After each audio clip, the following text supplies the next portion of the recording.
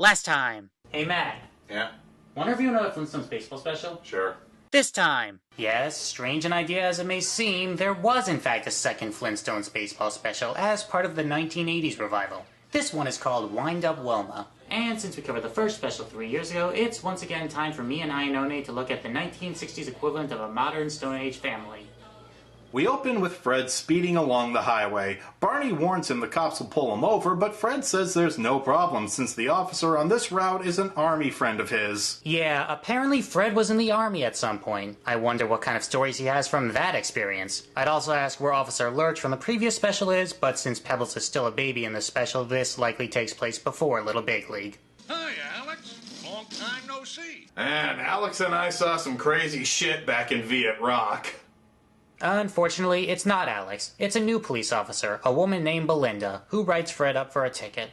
What's this world coming to, Bon? When the police department starts hiring lady cops.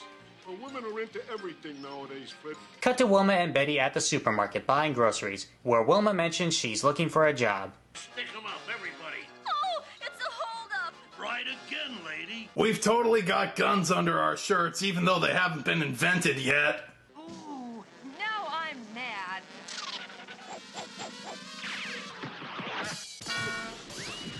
Dude, Wilma just threw a 2-pound watermelon like 100 feet. Hell hath no fury, like a woman scorned before the concept of hell existed. For stopping the robbery, Wilma makes the local news, complete with Barbara Walters parody because every celebrity ever is descended from someone in Bedrock. Including internet celebrities. I myself am descended from the great Matt Iannone. Huh, speak for yourself. I'm not descended from anybody on Earth. Dum-dum. We then see the coaches of the local baseball team, the Bedrock Dodgers, and it turns out they suck even more than the Los Angeles Dodgers. Go on. I welcome it.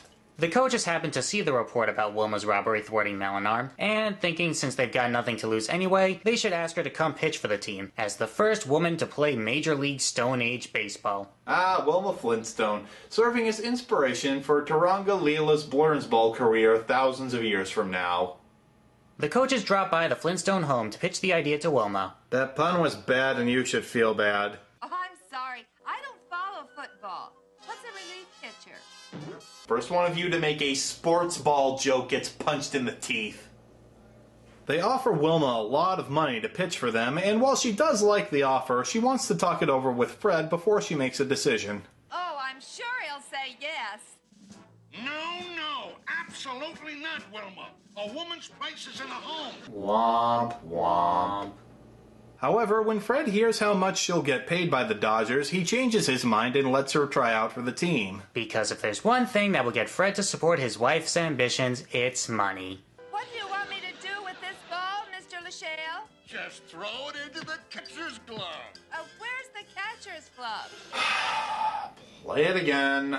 First one of you to make a sports ball joke gets punched in the teeth.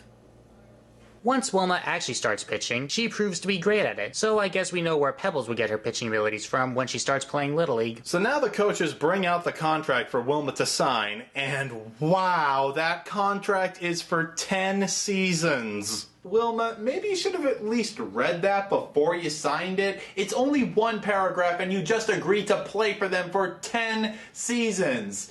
10 years with the Dodgers, truly a fate worse than death. You know, Bon, I'm really worried.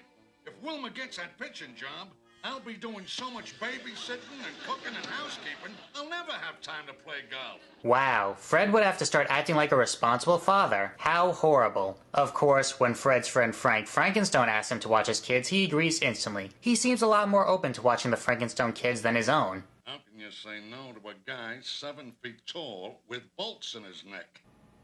Okay, you got me there. Why the hell is Frankenstein his neighbor? He just moved in the previous special. Weren't you paying attention earlier? Nope. Why the hell is Frankenstein his neighbor? Don't be a bother now, kitty. We won't, Daddy. Hi, Mr. Flintstone.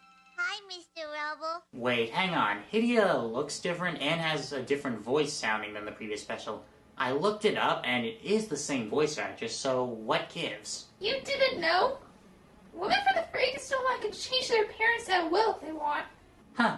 The more you know. Why is Frankenstein his neighbor? Fred can't handle the housework, and when Wilma comes home with news that she got the job, he... Why is... Shut up. Thank you, I needed that. Like I was saying, he's out cold, and when Fred wakes up, he realizes he can't handle the work Wilma does. But for now, won't say anything because Wilma's playing her first game the next day. Cut to the game the very next day. It's the bottom of the 9th inning with 2 outs, and the Dodgers are winning. Coach decides this is the time for Wilma to have her first attempt at professional pitching, but the other team brings their best hitter to the plate.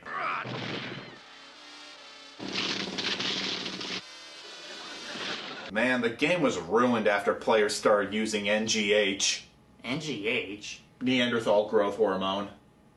Proving her skills, however, Wilma manages to strike the big guy out, winning the game for the Dodgers and making the news again. At this point, though, Wilma is beginning to realize just how much Fred misses having her around when she's been gone for less than a day, and it breaks her concentration when she's asked to show off her pitching again.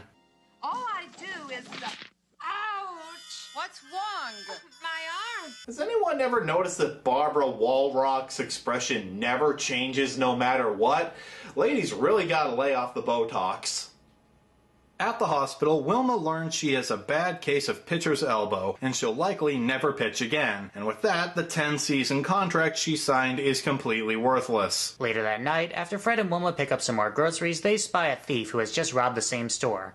Wow, that place gets robbed twice in the span of a week. Hope they have great insurance. So Wilma grabs a melon and throws it at the thief like she did before, knocking him out, showing that yes, there was nothing wrong with her arm at all. And with that sad showing of love, our special ends as Wilma and Fred drive off before others can question them about the robbery she just stopped. So Wilma fakes an injury to her pitching arm, all because she saw that Fred was miserable and helpless without her, and that he was pissed off that she's good at anything other than cooking his meal? This special sucks. I think it says something when even with its incredibly bizarre ending, Little Big League was the better special. Not that we should be taking the Flintstones so seriously, but even looking past the idea of a woman's place being in the home, the jokes just aren't good. This is definitely one of those pieces of Flintstones that should have stayed in history. So I assume that's it for Flintstone sports stuff? For now. Unless you want to watch the Pebbles and Bam Bam show, there's an episode where Pebbles joins the football team. We'll save it for another time.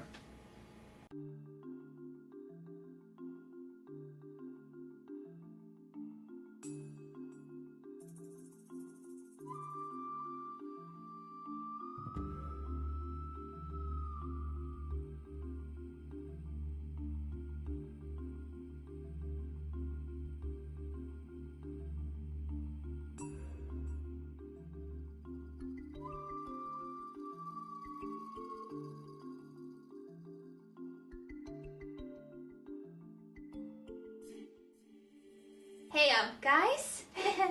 You did well with the crossover, I give it to you, but, take him with you and get the hell out of my hotel room! Cheese it!